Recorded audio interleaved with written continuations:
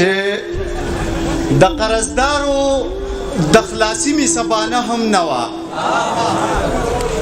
د قرضدارو د خلاصي می سبانه هم نه وه حالات و داسې چې په جیب کې مې انه هم نه وه هغه د دې وطن په ستړو کې اټاله جینۍ هغه وده وه خو په ډزو کې وده هم نه وه هغه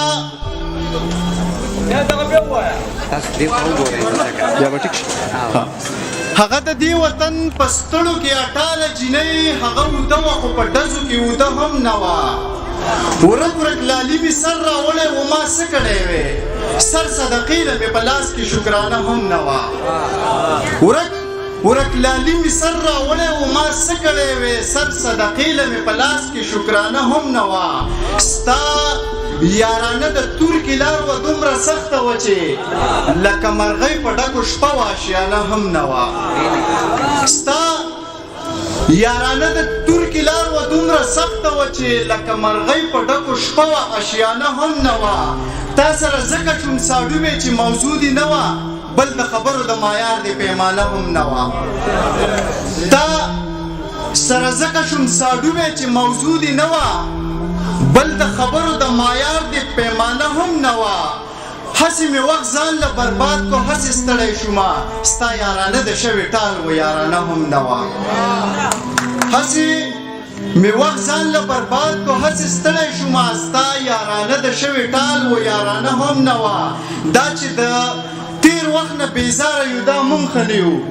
دومره برباده دومره بیکاره او برباده زمانه هم نه وه او قیس صاحب شعر دی چې غزل له تاړ و ټکي ګډوډ و خوله مه وه غزل له تاړ و ټکي ګډوډ و خوله مه وه او د لفظونو په توهین څه جرمانه هم نه وه غزل له تاړ و ټکي ګډوډ و خوله مه وه او د لفظونو په توهین څه جرمانه هم نه وه لار ناشنا خلق پردې ولیده څنګه شوی وې بل ستا په چم کې لازم څه ټیکانه هم نه وه بغیر د خپل جانانه رانه ځان نه راټولېږي بغیر د خپل جانانه رانه ځان نه راټولېږي په ما پسې د هسې مشران نه راټولېږي الله خو دې زما شان لیونی مکه جانانه الله مکه خو بیا به د ګریوان نه راټولېږي الله خو دې زما شان لیونی مکه جانانه الله مکه خو بیا به د ګریوان نه راټولېږي که ډېرې ننواتې او جرګې مو پسې وکړې بې ننګه پښتانه دي په قرآن نه راټولېږي که ډېرې ننواتې او جرګې مو پسې وکړې بې ننګه پښتانه دي په قرآن نه راټولېږي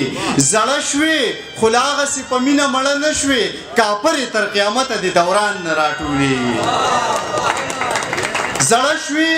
خو لا هغسې په مینه مړه نه شوې کاپرې تر قیامته د دوران نه راټولېږي بونیر ته چېرته راشه خپله ذنبه پکې وینې که داسې په شعرونو د ګمان نه راټولېږي دغه یو څو شعرونه نور دي چې توبه چې د سرونو کاروبار ته سړی ګوري توبه چې د سرونو کاروبار ته سړی ګوري د کار سړي مړه کړه چې سرکار ته سړی ګوري خبره د عمل د خیر د رنګه دي تک تور وي د ځینې ځینې خلکو د کردار ته سړی ګوري خبره د عمل د خیر د رنګه دي تک تور وي د ځینې ځینې خلکو د کردار ته سړی ګوري چې دا د مینتوب علامه نه ده نو دا څه دي چې ټوله ورځې د چا لار ته سړی ګوري چې دا د مینتوب علامه نه ده نو دا څه دي چې ټوله ورځې د چا لار ته سړی ګوري انداز که د اعظم د شعر ویلو ډېر ښه نه وي د دې سړي په شعر کې د معیار ته سړی ګوري ډېره زیاته مننه